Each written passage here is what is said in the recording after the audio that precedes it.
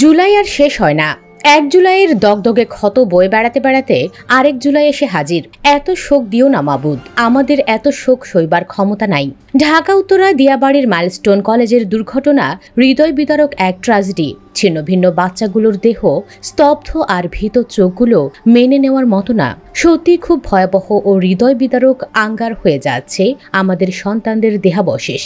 প্রশ্ন হচ্ছে, লাস্ট 10 বছরে পরপর 4টা F7 ক্র্যাশ করলো, তবুও বিমান বাহিনীর এই ভাঙাড়ি বিমানটাই প্রশিক্ষণে কেন ইউজ হয়?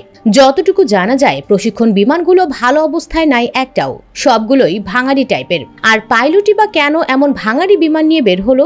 ঢাকার মতো ঘনবসতিপূর্ণ শহরের আকাশে ট্রেনিং ফ্লাইট চালানো কি সত্যি খুব জরুরি ছিল?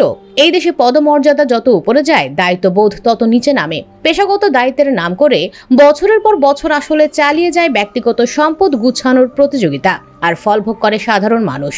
কখনো ছাত্র, কখনো পথচারী, কখনো পরিবার। সত্যি বলতে এটা দুর্ঘটনা না, বরং অবহেলার ফল, পরিকল্পনার নামে খামখেয়ালিপনার মাসুল। এখন কি হবে? কিছু ক্ষতিপূরণ আর 5 থেকে 7 জন বিশিষ্ট অনুসন্ধানী বোর্ড গ্রহণ করা হবে। কিছুদিন যাওয়ার পর তারা তাদের মতো করে কিছু প্রতিবেদন প্রকাশ করবে, কিন্তু যাদের কলিজার টুকরো সন্তান চলে গেল, তারা সেই প্রতিবেদন ধুয়ে ধুয়ে কি পানি খাবে? তবুও আমরা শিক্ষা নেব না। অতীতেও এমন বহু ঘটনা ঘটেছে, তবুও শিক্ষাটা কিন্তু নেওয়া হয়নি।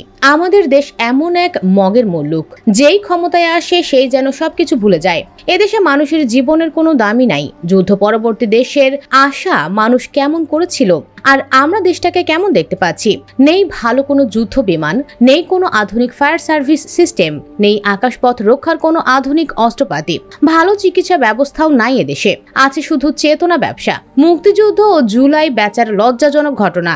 শুনে রাখো সব দলের নেতাকর্মীরা, আজ তোমাদের কাছে সকল ক্ষমতা থাকার পরেও যারা দেশের ভালো কিছু করনি, আল্লাহর উপর বিশ্বাস আছে, আল্লাহ তোমাদের বিচার করবেই।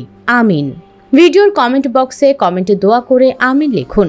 ভিডিওটি লাইক, শেয়ার করে ও পরবর্তী আপডেটের জন্য আমাদের সাবস্ক্রাইব করে আমাদের সাথেই থাকুন। ধন্যবাদ।